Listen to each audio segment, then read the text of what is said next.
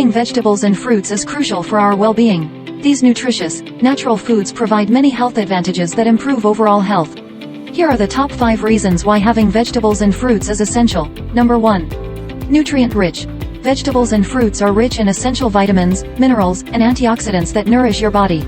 These nutrients are vital for various bodily functions and overall well-being. Number 2. Digestive health.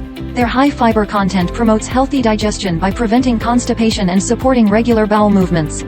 This fiber also aids in nutrient absorption from other foods. Number 3. Skin and hair health.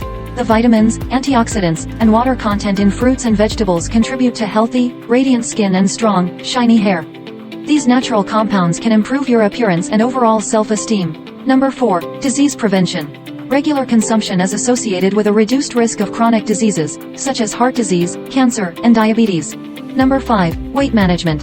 Vegetables and fruits are low in calories and high in fiber, making them excellent choices for weight control. They help you feel full, reducing the likelihood of overeating and aiding in weight management. Vegetables and fruits are essential components of a balanced and nutritious diet.